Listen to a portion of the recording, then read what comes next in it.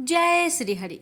प्यारे भक्तों, आज आप सभी श्रवण करेंगे माघ मास के शुक्ला पक्ष में पड़ने वाली द्वादशी की व्रत कथा।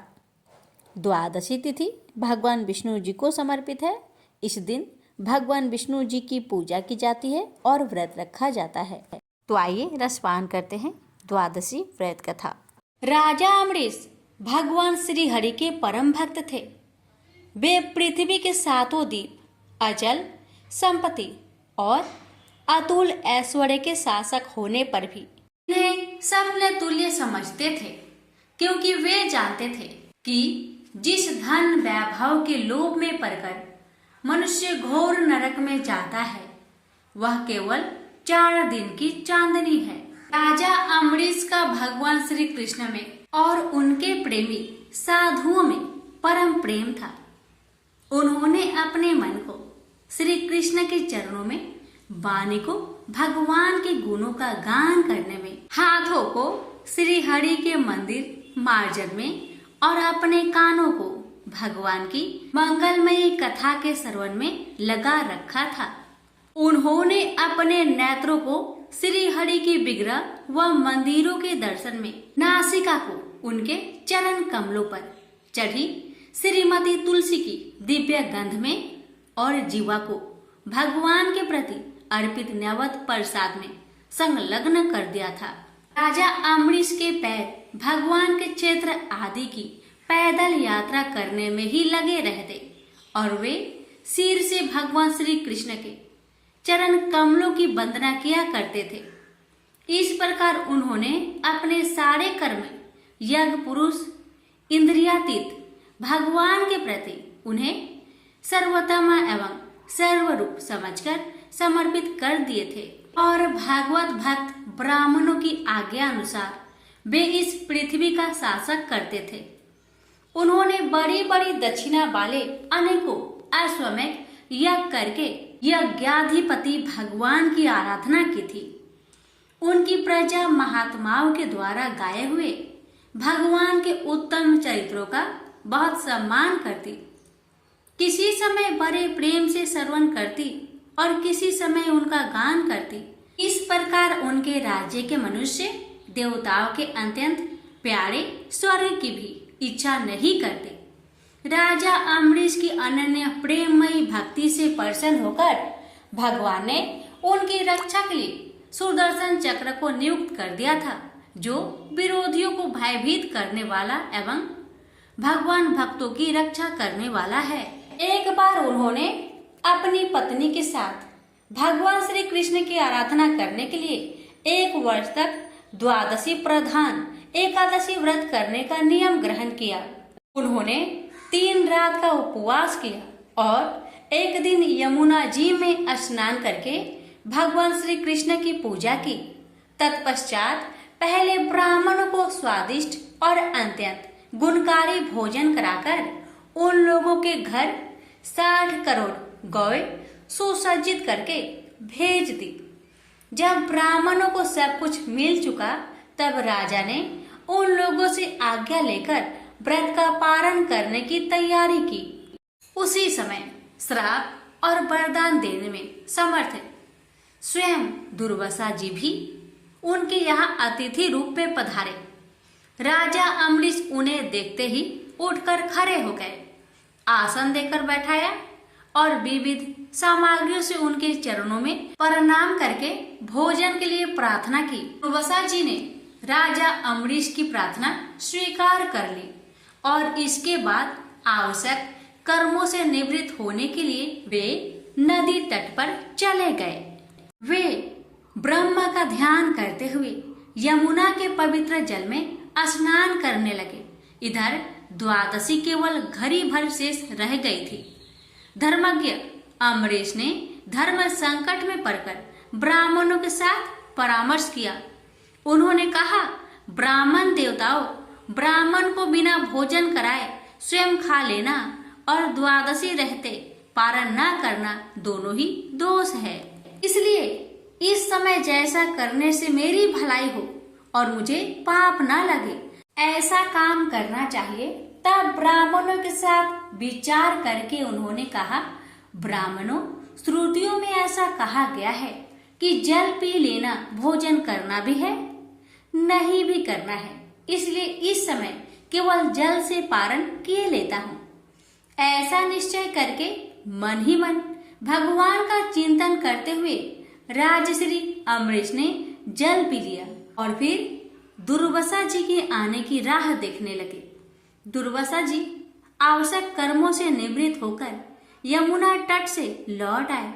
जब राजा ने आगे बढ़कर उनका अभिनंदन किया तब उन्होंने अनुमान से ही समझ लिया कि राजा ने पारण कर लिया है। उस समय दुर्वासा जी बहुत भूखे थे। वे क्रोध से थर थर कांपने लगे।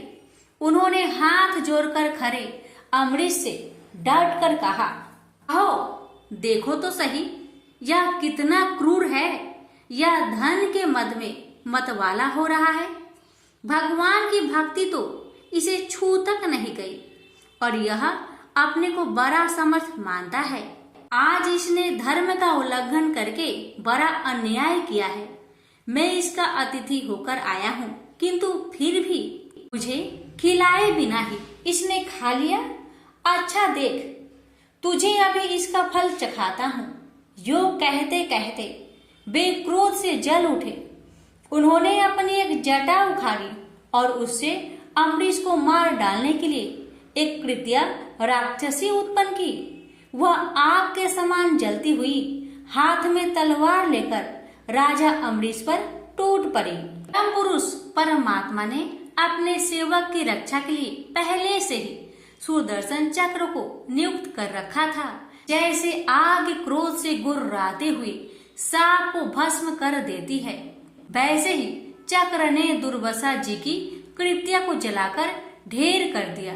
जब दुर्वासा जी ने देखा कि मेरी बनाई हुई कृत्या तो जल रही है और चक्र मेरी ओर आ रहा है, तब वे भयभीत हो अपने प्राण बचाने के लिए जी छोड़कर एकाएक भाग निकले।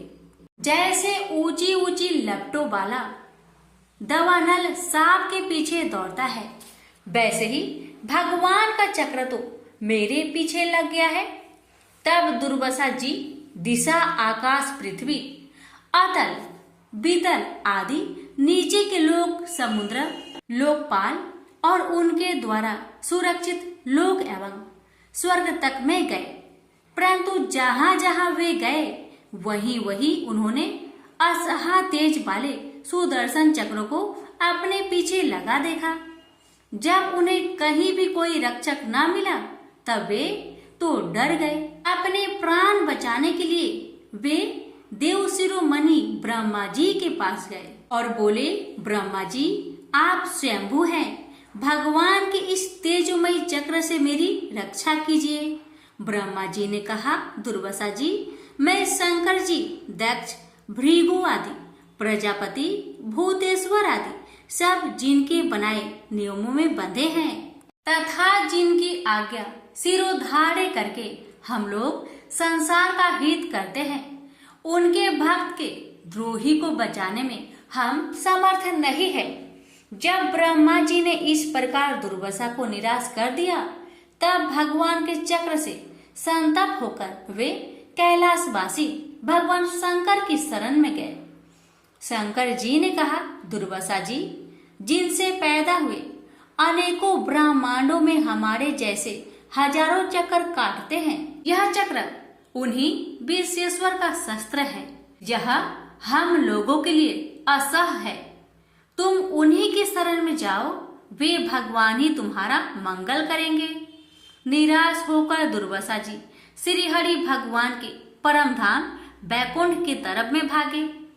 दुर्वासा जी भगवान के चक्र की आग से जल रहे थे। वे भगवान के चरणों में गिर पड़े। उन्होंने कहा, हे अच्युत्य, हे अनंत, आप संतों के एकमात्र इच्छित हैं। प्रभु, संपूर्ण जगत के जीवन दाता, मैं अपराधी हूँ, आप मेरी रक्षा कीजिए। आपका परम प्रभाव न जानने के कारण ही मैंने आपके प्यारे भक्त का अपराध किया है। प्रभु, आप मुझे बचाइए। श्री भगवान ने कहा, दुर्वासा जी मैं सर्वथा भक्तों के अधीन हूँ। मुझ में तनिक भी स्वतंत्रता नहीं है। जो भक्त स्त्री, पुत्र, गृह, गुरुजन, प्राण, धन, इहलोक और परलोक सबको छोड़कर केवल मेरी शरण में आ गए हैं, उन्हें छोड़ने का संकल्प भी मैं कैसे कर सकता हूँ? इसमें संदेह नहीं कि ब्राह्मणों के लिए तपस्या और विद्या परम कल्याण के साधन है, परंतु यदि ब्राह्मण उद्दंड और अन्यायी हो जाए तो वे ही दोनों उल्टा फल देने लगते हैं। दुर्वासा जी सुनिए, मैं आपको एक उपाय बताता हूँ जिसका अनिष्ट करने से आपको इस विपत्ति में आना पड़ा है। आप उसी के पास जाइए, उनसे क्षमा मांगिए, तब आपको शांति मिलेगी। सुदर्शन चक्र की ज्वाला से जलते हुए दुर्वासा लौटकर राजा अम्बरीश के पास आए और उन्होंने अत्यंत दुखी होकर राजा के पैर पकड़ लिए। दुर्वासा जी की यह चेष्टा देखकर और उनके चरण पकड़ने से लज्जित होकर राजा अम्बरीश भगवान के चक्र की स्तुति करने लगे। अम्बरीश ने कहा, प्रभु सुदर्शन, आप अग्नि स्वरूप है, भगवान के प्यारे, हजार दांत वाले चक्र देवा, मैं आपको नमस्कार करता हूँ। समस्त अस्त्र शस्त्रों को नष्ट कर देने वाले एवं पृथ्वी के रक्षक, आप इन ब्राह्मण की रक्षा कीजिए। आप कृपा करके हमारे कुल के भाग्योदय के लिए दुर्वासा जी का कल्याण कीजिए। हमारे ऊपर यह आपका महान अनुग्रह होगा। यदि मैंने कुछ भी दान किया हो, यज्ञ किया हो अथवा अपने धर्म का पालन किया हो, यदि हमारे वंश के लोग ब्राह्मणों को ही अपना आराध्य देव समझते रहे हो, तो दुर्वासा जी की जलन मिट जाए। भगवान समस्त गुणों के एकमात्र आश्रय स्थल है। यदि मैंने समस्त प्राणियों की आत्मा के रूप में उन्हें देखा हो और वे मुझ पर प्रसन्न हो, तो दुर्वासा जी का हृदय की सारी जलन मिट जाए। अब राजा अम्बरीश ने दुर्वासा जी को सब ओर से जलाने वाले भगवान के सुदर्शन चक्र की इस प्रकार स्तुति की। तब उनका प्रार्थना से चक्र शांत हो गया।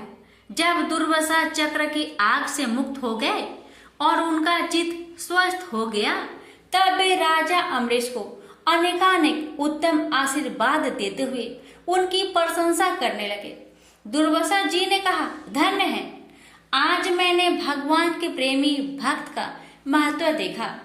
राजन, मैंने आपका अपराध किया, फिर भी आप मेरे लिए मंगल कामना ही कर रहे हैं। महाराज अम्बरीश, आपका हृदय करुणा भाव से परिपूर्ण है। आपने मेरे ऊपर महान अनुग्रह किया। अहो, आपने मेरे अपराध भुलाकर मेरी रक्षा की है। जब से दुर्वासा जी चक्र से जीवन रक्षा के लिए भाग रहे थे, तब से राजा अम्बरीश ने भोजन नहीं किया था। वे दुर्वासा जी के लौटने की राह देख रहे थे। अब उन्होंने दुर्वासा जी के चरण पकड़ लिए और उन्हें प्रसन्न करके विधि पूर्वक भोजन कराया। दुर्वासा जी ने बहुत ही संतुष्ट होकर राजा अम्बरीश के गुणों की प्रशंसा की और उनके बाद उनसे अनुमति लेकर आकाश मार्ग से प्रस्थान किया। जब सुदर्शन चक्र से भयभीत होकर दुर्वासा जी भाग रहे थे, तब से लेकर उनके लौटने तक 1 वर्ष का समय बीत गया था। इतने दिनों तक राजा अम्बरीश उनके दर्शन की आकांक्षा से केवल जल पीकर रहे। दुर्वासा जी के जाने के बाद उनके भोजन से बचे हुए अत्यंत पवित्र अन्न को राजा ने सपरिवार ग्रहण किया। कुछ वर्ष बीतने पर राजा अम्बरीश ने अपने ही समान भक्त पुत्र पर राज्य का भार छोड़ दिया और स्वयं वन में चले गए। वहां वे बड़ी दृढ़ता के साथ आत्म स्वरूप भगवान में अपना मन लगाकर गुणों के प्रवाह रूपी संसार से मुक्त हो गए। प्रेम से बोलिए लक्ष्मी नारायण की जय। दक्षिण भारत में स्थित कांचीपुरी में चोल वंशीय राजाओं का राज्य था। तत्कालीन चोल राजा भगवान विष्णु का बड़ा भक्त था। वह अनंत शयन मंदिर में भगवान विष्णु की पूजा राजकीय अलंकरणों से किया करता था।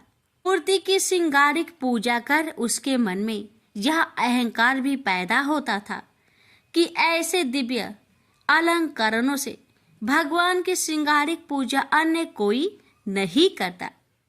एक दिन वह पूजा करके उठा ही था कि इतने में उसके नगर का एक दीनहीन ब्राह्मण विष्णुदास हाथ में तुलसी तथा जल भरा कलश लेकर आया। पहले तो उसने भगवान को दंडवत प्रणाम किया, फिर कलश का जल भगवान के चरणों में उड़ेल कर तुलसी दल चढ़ा दिया। साथ में वह ओम नमो भगवते वासुदेवाय का मंत्र जपता जाता था। राजा खरा यह सब देख रहा था। ब्राह्मण के जल डालने से राजा द्वारा अर्पित पूजा सामग्री तथा श्रृंगार बह गया और भगवान के चरणों में रह गया केवल तुलसी दल। राजा को बड़ा क्रोध आया, कहने लगा, अरे दरिद्र ब्राह्मण, मैंने भगवान का कैसा श्रृंगार किया था। भगवान की यह मूर्ति कैसी राजकीय शोभा पा रही थी, तूने जल चढ़ाकर सब धो दिया और रख दिया तुलसी की ये जंगली पत्ते। ब्राह्मण राजा की क्रोध भरी बात सुनकर विनती करते हुए बोला, राजन, मैं दरिद्र ब्राह्मण हूँ, आप जैसे श्रृंगारिक पूजा का साधन मेरे पास कहाँ है। मैं तो जो कुछ पाता हूँ उसी को भक्ति भाव से भगवान के चरणों में चढ़ाकर प्रभु कृपा से सुखी हो जाता हूँ। अलंकरण, दिव्य पुष्प, फल आदि से गर्वित होकर पूजा करे या भक्ति भावना से प्रभु के आगे केवल विनीत होकर हाथ जोड़ दे, इससे भगवान को क्या लेना। भगवान को तो भक्ति और भावना चाहिए। महाराज, मुझे क्षमा करे। राजा ने कहा, तुझे अपनी भक्ति पर गर्व है? तूने कोई देव मंदिर बनवाया है? कभी यज्ञ दान तप किया है? भगवान को संतुष्ट करने वाला कोई भी काम तूने कभी किया है? ब्राह्मण ने कहा, हे राजन, मैं तो अपनी दीनहीन पूजा से इतना संतुष्ट हो जाता हूँ कि लगता है जैसे भगवान संतुष्ट हो गए। यह देव मंदिर आपका बनाया हुआ है। मेरी पूजा से आपकी श्रृंगारिक पूजा खराब होती है, तो मैं कल से अपने घर पर ही भगवान का मिट्टी का कोई विग्रह रखकर पूजा कर लिया करूँगा।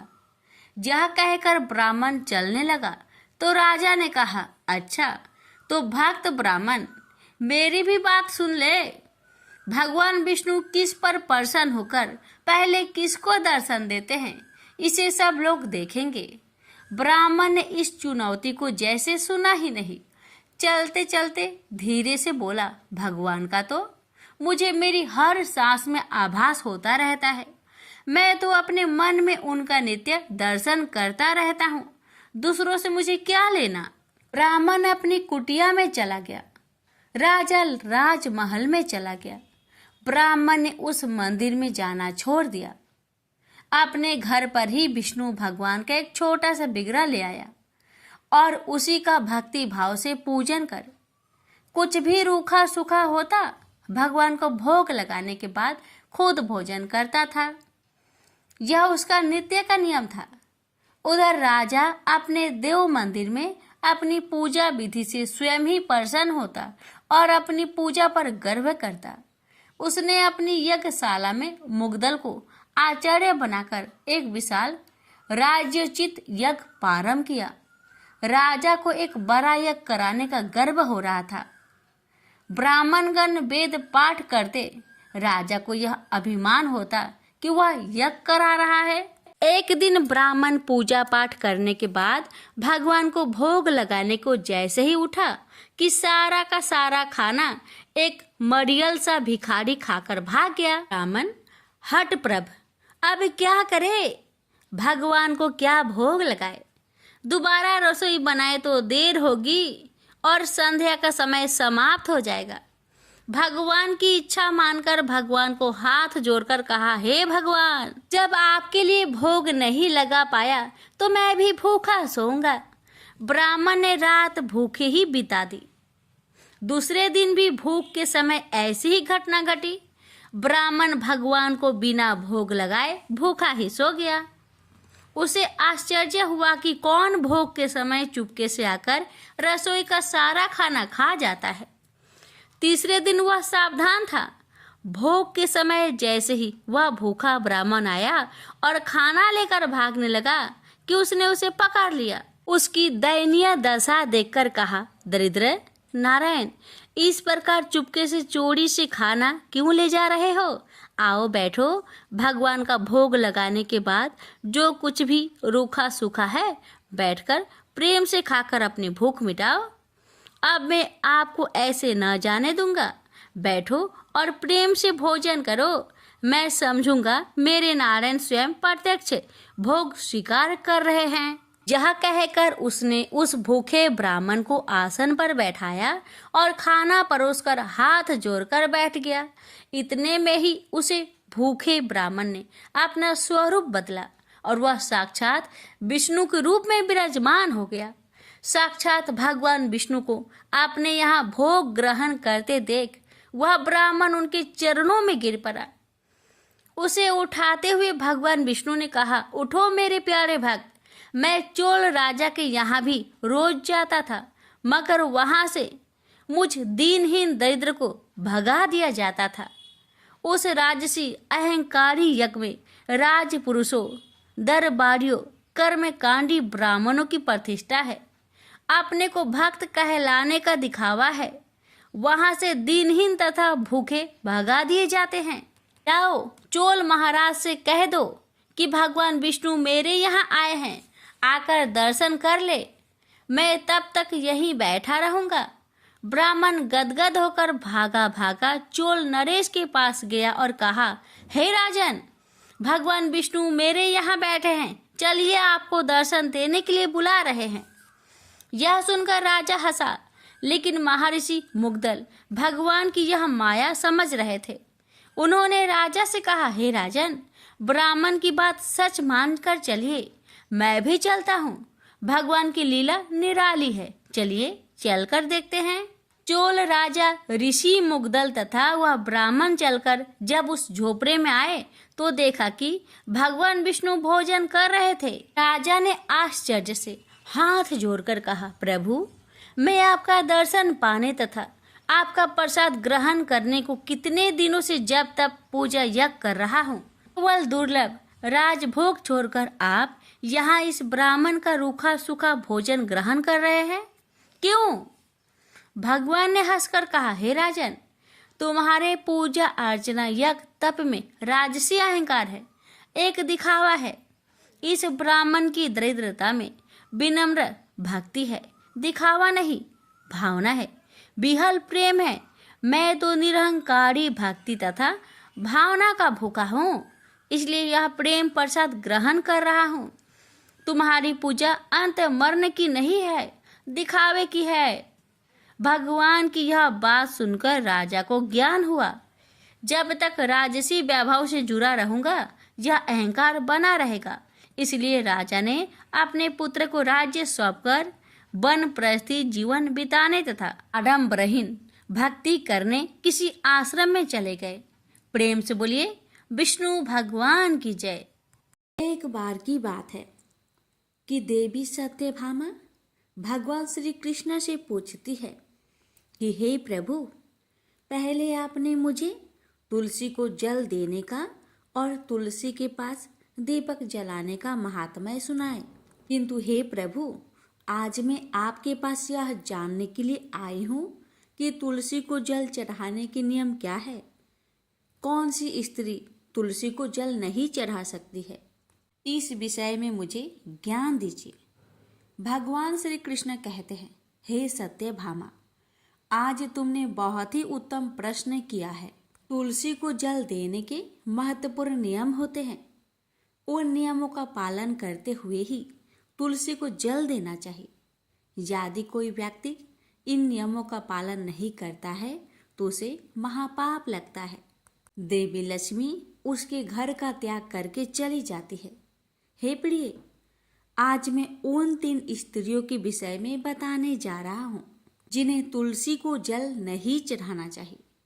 इन स्त्रियों को तुलसी को जल देने का कोई शुभ फल प्राप्त नहीं होता है, उल्टा इनके द्वारा तुलसी को जल चढ़ाने पर उन्हें महापाप ही लगता है। तुलसी को जल चढ़ाने के नियम बताने से पूर्व हे देवी, मैं आपको सुनंदा ब्राह्मण का प्राचीन इतिहास सुनाता हूँ, जिसे आप ध्यान से सुनिए। जो भी स्त्री इस प्राचीन कथा का श्रवण करती है, उसे तुलसी को 100 वर्ष तक जल देने का पुण्य प्राप्त होता है। इस कथा को जो भी ध्यान से सुनता है और इसका प्रचार करता है, दूसरों को सुनाता है अथवा दूसरों को शेयर करता है, उसके दुखों का नाश होता है और उसकी दरिद्रता दूर होती है। देवी सत्यभामा कहती है कि हे स्वामी, आपके मुख से इस कथा का श्रवण करना बड़े सौभाग्य की बात है। कृपया आप मुझसे वह कथा कहिए। मैं आपको वचन देती हूँ कि मैं इस कथा को पूरे श्रद्धा प्रसन्नचित मन से पूरा अवश्य सुनूंगी। भक्तों, फिर भगवान श्री कृष्ण देवी सत्यभामा को वह कथा सुनाने लगते हैं। भगवान श्री कृष्ण कहते हैं, देवी सत्यभामा, पूर्व काल की बात है। दक्षिण देश में एक अत्यंत शोभायमान नगरी थी।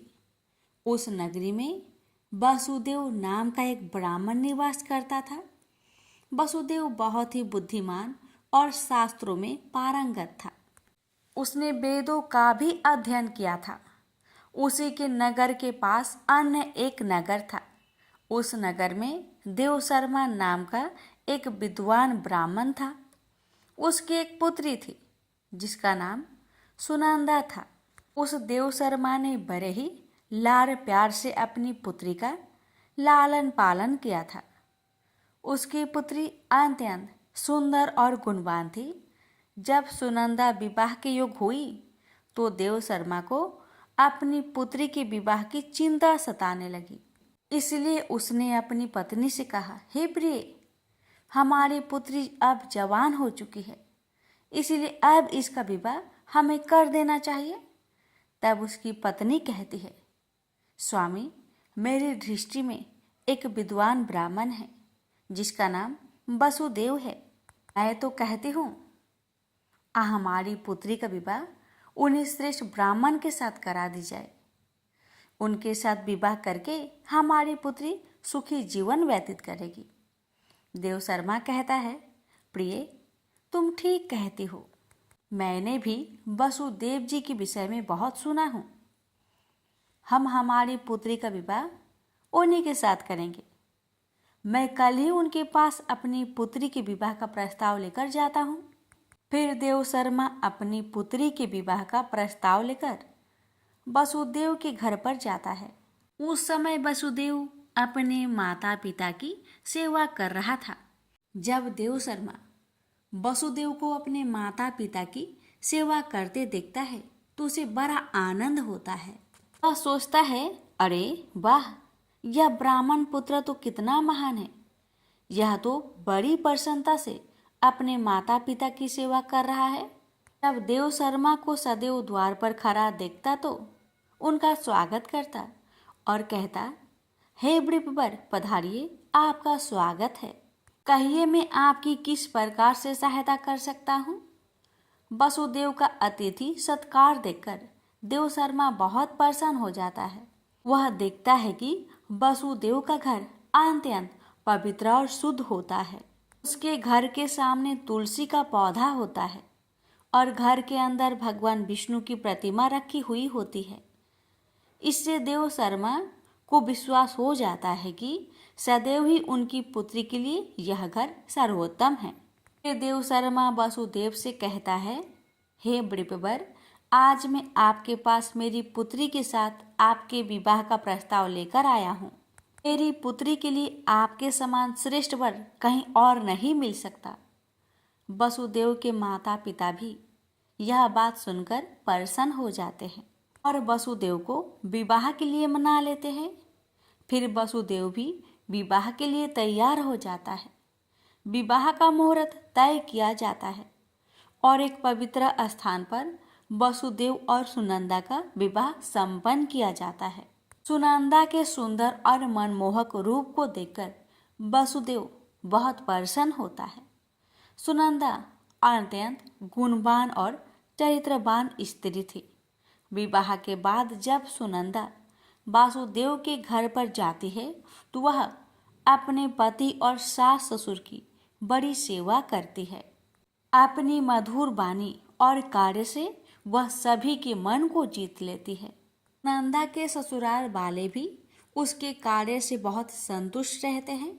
सुनंदा हर रोज सुबह पति के जागने से पहले भोर में ही उठकर घर के सारे कामकाज करती, आंगन की सफाई करती, सारे काम समाप्त कर स्नान करती थी।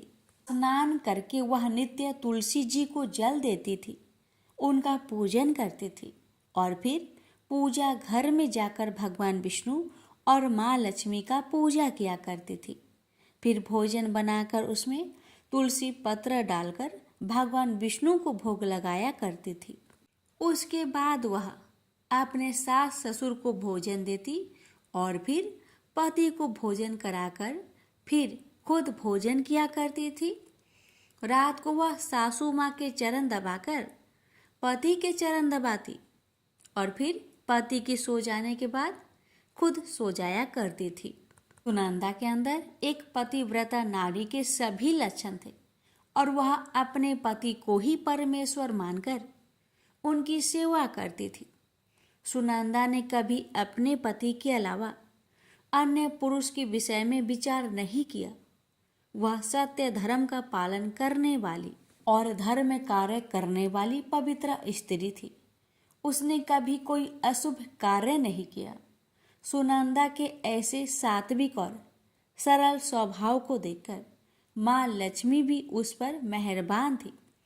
माँ लक्ष्मी स्वयं चलकर उसके घर में आकर निवास करने लगी। इससे सुनंदा के जीवन में सुख समृद्धि और भी अधिक बढ़ गई। भगवान श्री कृष्ण कहते हैं, हे देवी सत्यभामा, देवी लक्ष्मी उन्हीं स्त्रियों पर अपनी कृपा दृष्टि बनाए रखती है जो पतिव्रता होती है और जो सत्य धर्म का पालन करती है। सुनंदा के अंदर भी सभी लक्षण थे जो एक श्रेष्ठ पतिव्रता नारी के अंदर होने चाहिए। लेकिन आगे मैं तुम्हें बताऊंगा कि सुनंदा की एक भूल के कारण देवी लक्ष्मी उसके घर को त्याग कर कैसे चली गई। एक दिन सुनंदा का पति अत्यंत कामातुर होकर सुबह स्नान करने के पश्चात सुनंदा के पास आया और उसने सुनंदा के साथ शारीरिक संबंध स्थापित किया, जिससे सुनंदा का शरीर अपवित्र हो गया। लेकिन सुनंदा का मन भी काम के प्रभाव में ही था, इसलिए वह अपने नित्य नियम को भूल गई। उसने पति के साथ संबंध बनाने के बाद बिना स्नान किए ही तुलसी को स्पर्श किया और उसे जल दे दिया, जिससे सुनंदा के शरीर में महामोह ने प्रवेश कर लिया। सुनंदा के सारे इंद्रियां तिलमिला उठे। सुनंदा के शरीर में महामोह ने प्रवेश करते ही देवी लक्ष्मी ने सुनंदा के घर को त्याग दिया और लक्ष्मी उस स्थान को चली गई। तब से सुनंदा के शरीर में निवास कर रहे उस महामोह ने उसे सभी धार्मिक कार्यों से वंचित कर दिया। इसका विपरीत प्रभाव सुनंदा के पति पर भी पड़ा और वह भी सदा कामातुर होकर सुनंदा के साथ विहार करने लगा। उसका मन सदैव ही काम वासना में लगा रहता था। फिर एक दिन सुनंदा के पति ने तो सभी सीमाओं का उल्लंघन किया और सुनंदा के मासिक धर्म के दौरान ही उसके साथ संबंध स्थापित किया, जिससे सुनंदा के शरीर में निवास कर रहा ब्रह्म हत्या का पाप उसके पति के शरीर में प्रवेश कर गया। हे देवी सत्यभामा, जब स्त्री मासिक धर्म से होती है तो उसके शरीर में 3 दिनों तक ब्रह्म हत्या का पाप निवास करता है, क्योंकि ब्रह्म देव ने इंद्र के शरीर से ब्रह्म हत्या का पाप निकालकर वृक्ष, जल, अग्नि और अप्सराओं को ग्रहण करने के लिए कहा था।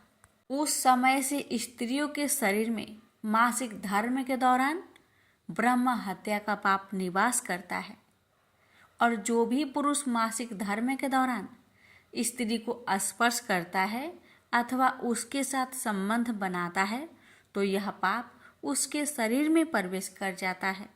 वही ब्रह्मा हत्या का पाप सुनंदा के पति के शरीर के अंदर प्रवेश कर गया और वह जमीन पर गिर पड़ा।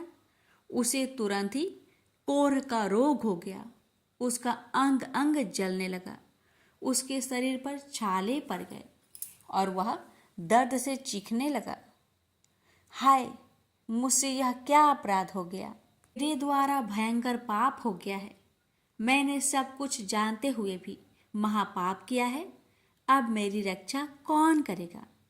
सुनंदा की सास तुरंत उस स्थान पर आ गई तो उसने देखा कि उसका पुत्र कोढ़ के रोग से ग्रासित होकर जमीन पर पड़ा है। क्रोध में आकर सुनंदा से कहने लगी, अरे पापिनी, तूने यह क्या कर डाला। अपने ही पति का धर्म भ्रष्ट कर डाला। अपने पति की ऐसी हालत देखकर सुनंदा बहुत घबरा गई और जोर जोर से रोने लगी। हे सासू माँ, मुझे क्षमा करो। मुझसे बहुत बड़ा अपराध हो गया है। काम के वशीभूत होकर मेरे द्वारा यह अपराध हो गया है। सुनंदा की सास ने कहा, हे पापिनी, तू इस घर से अभी चली जा। तुम जैसे उल्टा स्त्री को इस घर में नहीं रहना चाहिए। तूने मेरे बेटे के जीवन को नरक बना दिया। सुनंदा कहती है, हे सासू माँ, मैं कहाँ जाऊँ। मेरे पति के अलावा मेरा कोई नहीं है। उन्हें छोड़कर जीवित रह नहीं सकती। सुनंदा की सास कहती है, तू कहीं जाकर मर जा, लेकिन अब तू इस घर में निवास नहीं कर सकती। इतना कहकर सुनंदा की सास ने उसे धक्के मारकर घर से निकाल दिया। फिर सुनंदा दुखी होकर घर से निकल गई। उसे अपनी भूल पर बड़ा पछतावा होने लगा। उसे कुछ भी समझ में नहीं आ रहा था कि वह क्या करे। सुनंदा चलते चलते एक वन में जाती है। उसी वन में एक साधु का आश्रम होता है। तब वह उस आश्रम पर सहायता मांगने के लिए जाती है तो वहाँ पर कोई नहीं होता है। सुनंदा उसी आश्रम पर जाकर बैठ जाती है और अपने दोस्त के विषय में सोचते हुए दुखी होने लगती है। फिर कुछ समय बाद एक ऋषि उस आश्रम पर आते हैं जिनका वह आश्रम होता है। जब वे ऋषि एक स्त्री को अपने आश्रम पर दुखी बैठा हुआ देखते हैं तो आश्चर्यचकित हो जाते हैं और पास जाकर उस स्त्री से पूछने लगते हैं, हे कल्याणी, तुम कौन हो और किस कारण से इस स्थान पर अकेले बैठी हो। तुम्हारे दुख का क्या कारण है। तब वह स्त्री कहती है, हे मुनिवर, मेरा नाम सुनंदा है। मेरे द्वारा घोर पाप हो गया था। उसी कारण से अपने परिवार से बिछड़कर इस स्थान पर आई हूँ। वह ऋषि कहते हैं, हे देवी, ये क्या कह रही हो। तुमने कौन सा पाप किया है। मुझे विस्तार से बताओ। मैं तुम्हारी सहायता करने का प्रयत्न अवश्य करूँगा। सुनंदा कहती है, हे मुनिवर, मेरे द्वारा घोर पाप हो गया है। मासिक धर्म के दौरान मैंने पति के साथ संबंध बनाई। इसी कारण से मेरे पति कोढ़ रोग से ग्रस्त हो गए और दुख भोग रहे हैं। फिर ऋषि कहते हैं, बेटी, तुम चिंता मत करो। तुम्हारे द्वारा जो पाप हुआ है उसका प्रायश्चित करो, तुम्हें पाप से मुक्ति मिल जाएगी। तुम इस आश्रम में बैठकर भगवान विष्णु की पूजा करो, तुलसी को नित्य जल दो और गौ माता की सेवा करो। तुम्हारा पति जल्दी ही ठीक हो जाएगा। फिर वह सुनंदा वहीं पर उस आश्रम में रहकर भगवान विष्णु की नित्य पूजा करने लगती है। रोज स्नान करके वह ब्रह्मचर्य का पालन करते हुए तुलसी को जल चढ़ाती है और तुलसी के पत्ते डालकर भगवान विष्णु का भोग लगाती है। फिर गायों को चारा डाल उनकी सेवा करती है। दिन भर वहीं भगवान विष्णु की मूर्ति के आगे बैठकर भगवान विष्णु की भक्ति करने लगती है। इस प्रकार से 1 वर्ष बीत जाता है। भगवान विष्णु सुनंदा की दृढ़ निष्ठा और भक्ति से अत्यंत प्रसन्न हो जाते हैं और सुनंदा को साक्षात दर्शन देते हैं। भगवान विष्णु को साक्षात अपने सामने खड़ा देखकर सुनंदा उन्हें बारंबार प्रणाम करने लगती है। तब भगवान विष्णु सुनंदा से कहते हैं, हे पुत्री, तुमने बड़ी ही श्रद्धा से और भक्ति भाव से मेरी आराधना की है। इसलिए अब मैं तुम पर प्रसन्न हूँ, कहो तुम्हारी क्या कामना है। तब सुनंदा कहती है, हे प्रभु, कृपया मुझे बतलाए मेरे किस दोष के कारण मेरे अंदर पाप वास हो गया है, जिस कारण से मेरे द्वारा घोर पाप हुआ और मेरे पति को कोढ़ का रोग हो गया। भगवान विष्णु कहते हैं, हे पुत्री, अब तुम ध्यान से सुनो। तुम्हारे द्वारा अनजाने में ही एक पाप हुआ था, जिस कारण से तुम्हारे अंदर महामोह ने प्रवेश कर लिया था। एक दिन तुमने अपनी पति के साथ संबंध बनाने के बाद बिना स्नान किए ही तुलसी को जल दिया था। पति पत्नी जब रीति क्रिया करते हैं तो उनका शरीर अपवित्र हो जाता है और ऐसी अवस्था में तुलसी को कभी स्पर्श नहीं करना चाहिए। तुलसी लक्ष्मी का ही रूप है। तुमने अपवित्र अवस्था में ही तुलसी को जल अर्पण किया था, जिस कारण से देवी लक्ष्मी तुम्हारे घर का त्याग करके चली गई और फिर महामोह ने तुम्हारे अंदर प्रवेश कर लिया। उसी मोह के कारण तुम्हारे और तुम्हारे पति के अंदर काम का प्रभाव अधिक बढ़ गया और मासिक धर्म के दौरान स्त्री के साथ संसर्ग होने के कारण तुम्हारे पति को कोढ़ का रोग हो गया था। अब वह सुनंदा कहती है, प्रभु, अनजाने में मुझसे यह बड़ा पाप हो गया। अब इस पाप का प्रायश्चित मैं कैसे करूं?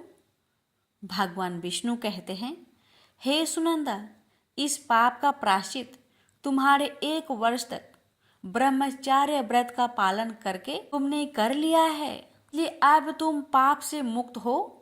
सुनंदा कहती है, प्रभु, कृपया मुझे बतलाई इस अवस्था में तुलसी को जल नहीं देना चाहिए और तुलसी को जल देने का क्या नियम है। भगवान विष्णु कहते हैं, सुनंदा, अब मैं तुम्हें तुलसी को जल देने का नियम बताता हूँ, तुम इसे ध्यान से सुनो। तुलसी एक अत्यंत पवित्र पौधा है। यह मुझे सबसे अधिक प्रिय है, इसलिए इसकी स्वाभाविकता बनी रहनी चाहिए। इस पौधे को कभी अपवित्र अवस्था में स्पर्श नहीं करना चाहिए। जो स्त्री मासिक धर्म से हो, उस स्त्री को इस पौधे को कभी स्पर्श नहीं करना चाहिए। मासिक धर्म के दौरान स्त्री के शरीर में ब्रह्म हत्या का पाप होता है। ऐसे में स्त्री को तुलसी को जल नहीं देना चाहिए। किसी भी स्त्री और पुरुष को संबंध बनाने के बाद तुलसी की पौधे को स्पर्श नहीं करना चाहिए और ना ही इसे जल देना चाहिए। संबंध बनाने पर स्त्री और पुरुष का शरीर अपवित्र हो जाता है। ऐसी अवस्था में तुलसी की पौधे को स्पर्श करने पर दोष लगता है। देवी लक्ष्मी ऐसे स्थान से चली जाती है।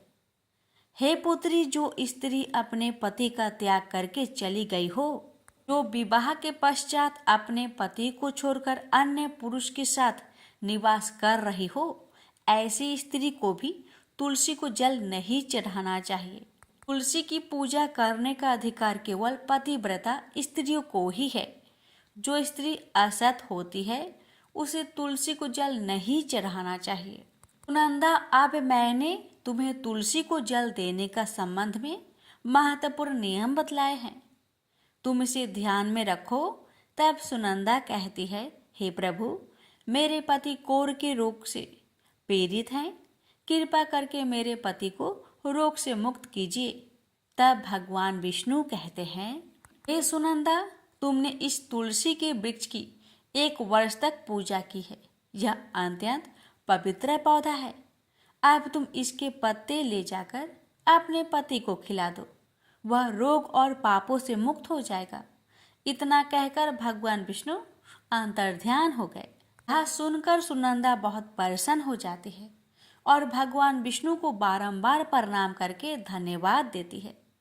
फिर सुनंदा उस तुलसी की पौधे के कुछ पत्ते तोड़कर घर पर जाती है और अपने कोढ़ी पति को खिला देती है। तुलसी के पत्ते खाते ही उसका पति एकदम से स्वस्थ हो जाता है और सुनंदा को गले से लगा लेता है।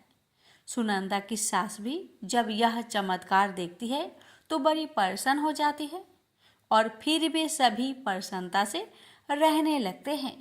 भगवान श्री कृष्ण कहते हैं, सत्यभामा, इसलिए इन अवस्थाओं में स्त्रियों को तुलसी को जल नहीं चढ़ाना चाहिए और ना ही तुलसी को स्पर्श करना चाहिए, अन्यथा इसके अशुभ परिणाम भोगने पड़ते हैं, जैसा सुनंदा के साथ हुआ। प्रेम से बोलिए जय श्री कृष्ण। राधे राधे।